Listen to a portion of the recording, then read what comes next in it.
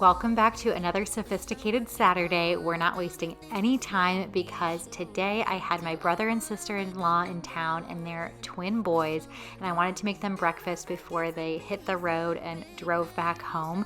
So I'm going to be making some breakfast monkey bread. This recipe is a must make. It was great for guests. Everyone loved it. I just put 6 large eggs into a mixing bowl with 3 tablespoons of heavy cream. Mix that up, and then I'm going to cook those in a frying pan with some butter. Make sure not to cook them all the way because they're going to go in the oven and you don't want them to get overcooked.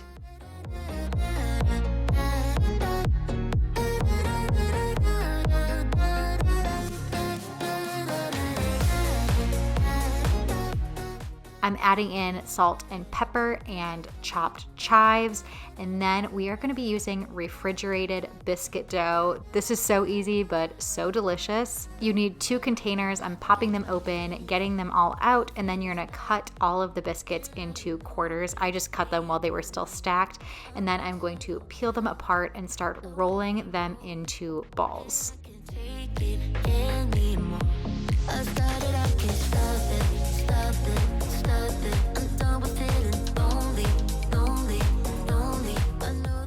This is the most tedious part of the process, so if you can roll dough into balls, you can easily make this recipe, and it's a crowd pleaser and going to impress people if you make it for breakfast. You need 5 tablespoons of melted butter to toss in with all of those biscuit balls, and then you are going to sprinkle 1/3 cup of everything bagel seasoning on top of the balls, and the butter will help that to stick. Then you can add 1.5 cups of cheddar cheese.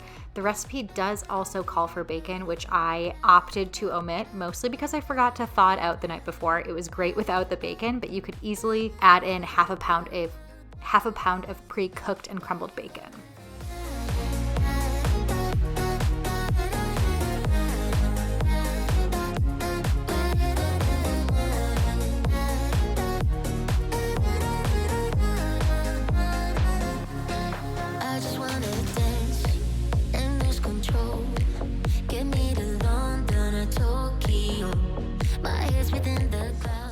Then you add in your eggs, mix it around, spray your bundt pan with a cooking spray, toss it all in there, and bake it in the oven at 350 degrees for 35 to 40 minutes until it is nice and golden brown.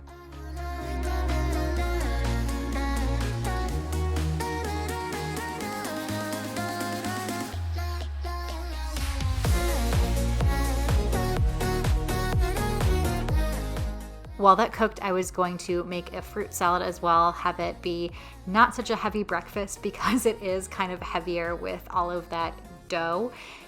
So I had a bunch of different fruits. I started with a fresh pineapple and chopped that up. I had kiwis and blueberries and grapes and threw it all together in a bowl.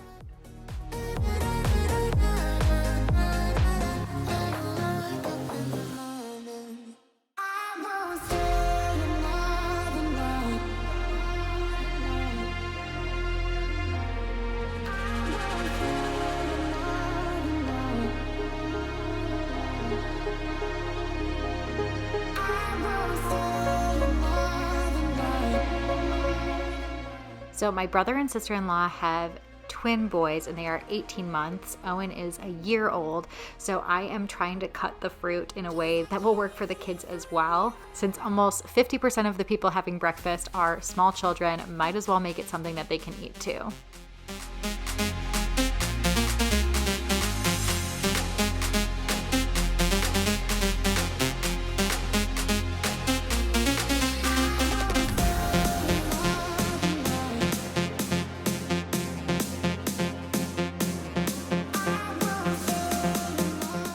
I got to break out my brand new grape cutter. I got this on Black Friday. I've used it a few times, but it is such a handy way to cut grapes. I always thought this was kind of ridiculous before having kids, but grapes are a huge choking hazard and it's best if they're quartered, same with cherry tomatoes. And it's kind of even nice for an adult to have grapes cut up in a fruit salad. So I quickly popped them through that grape cutter. It makes it really easy and then all of us can enjoy it without a choking hazard. Finally, I finished up the kiwi. I had been chatting with my brother and sister-in-law, and their boys were running around while I was doing all of this. I don't know if you saw some movement going back and forth, but once I got the kiwi done, then the breakfast monkey bread was ready. I could take it out of the oven, and look at how good that looks. It is perfectly golden brown. I let it cool just slightly, and then I tipped it out onto a platter so we could all enjoy.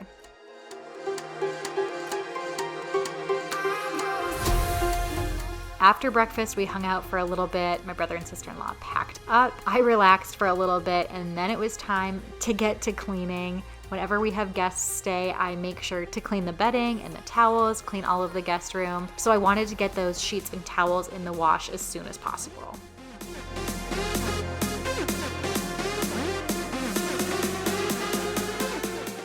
The kids had all been playing in the basement, and we don't clean it that often down there because we're just not down there that often.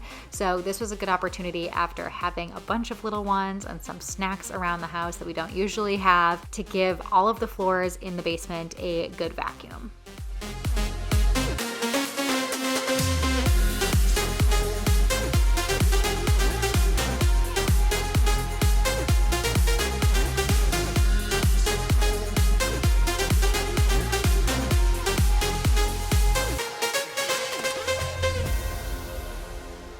I really wanted to vacuum everywhere, so after the main living room area, I went into the exercise room, got that vacuumed through the hallway and in the bathroom before finishing off the rest of the main living room area.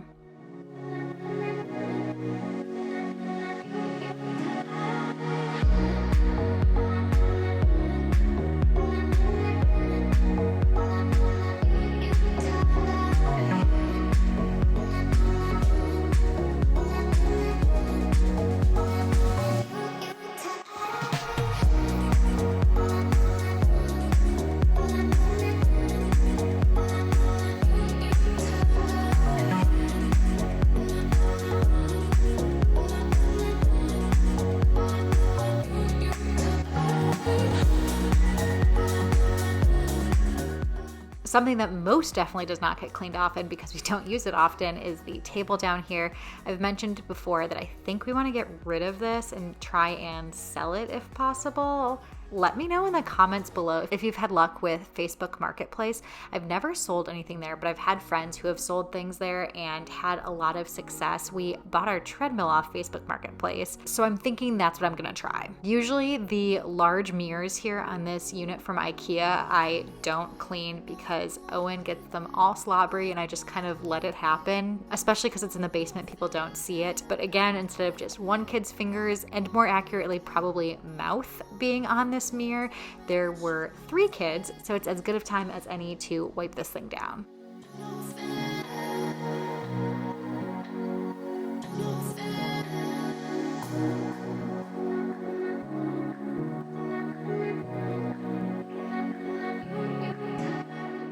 Figured since I'm already down here, this should be a really good deep clean. There isn't a ton to clean down here, but with the nature of it being a basement and getting dusty and bugs, I vacuumed out the windowsills, both in this main living room area and then also popped into the exercise room because we have a window in there as well.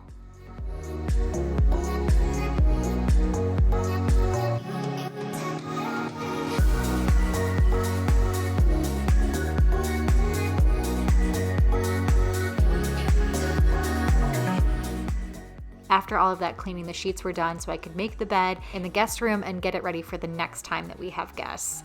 I feel like there's no point in delaying just cleaning everything. My only thought, and I called my parents and asked them for best practice and asked my mother-in-law as well, when she has guests and she hasn't had guests in her home for a while, does she wash the sheets again to refresh them? Or how she does it, because we're new homeowners. I haven't had a guest room for that long, so it's kind of a new thing to me. And I feel like if it's gonna be a long time before we have guests again, I probably do wanna refresh the sheets. But my parents are planning on coming in town in a little bit, so it should be good for them, even if I washed it a few weeks previously. I don't know about you, but I feel like I can smell when sheets and towels and clothing just kind of gets stale. So I wouldn't personally want to sleep on a bed that hadn't been washed in 6+ months. So if it's been that long, I will of course wash it before I have guests again. But if not, it's probably fine to sit. You started a fire somewhere deep in my mind. See the barbed wire, the place is grown all wide. 'Cause I don't know if it'll be enough, or if they really care. There's a stairway down for the both of us, but let's not go there. You got me thinking, whoa,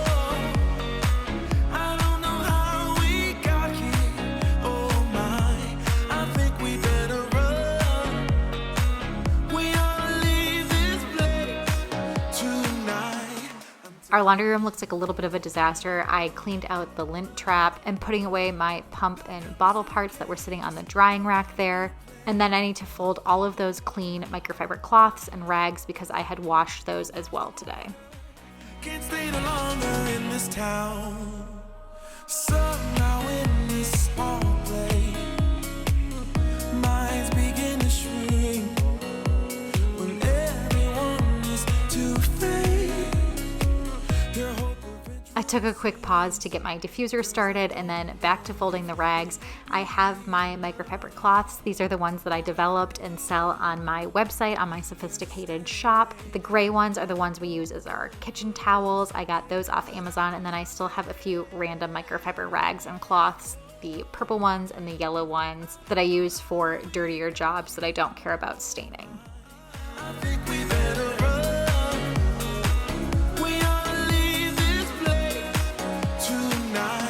I'm telling you, pack up your suitcase, we'll find a new place.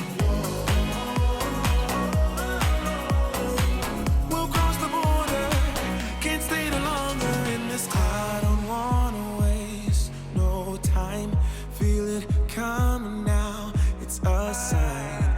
Never felt like this in my life, not waiting a minute. Now, I'm guilty of having some laundry I hadn't put away. I had previously folded it the other day and put it on top of the dresser and didn't take that last step of putting the clothing away. Is anybody else with me that sometimes you can get the laundry folded? I know that's a chore in itself, but it's even another step to just take it a little bit further and put it away. I'm heading down to my office because I needed to do some computer work.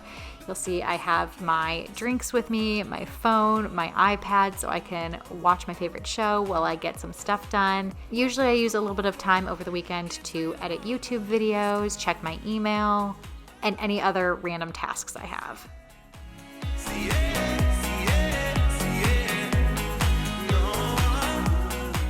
After that big breakfast, I did run the dishwasher. It was finally done, so I'm going to empty the dishes.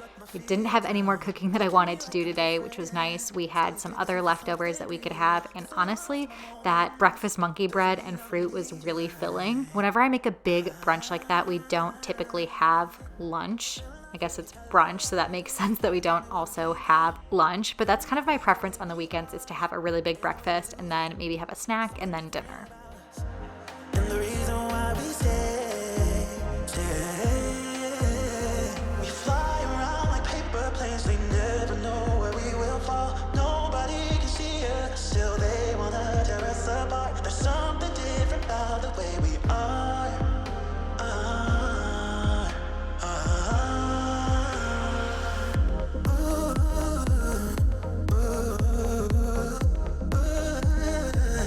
There's something different about us.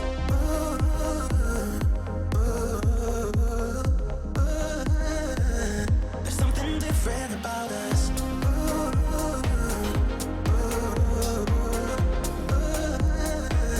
There's something different about us.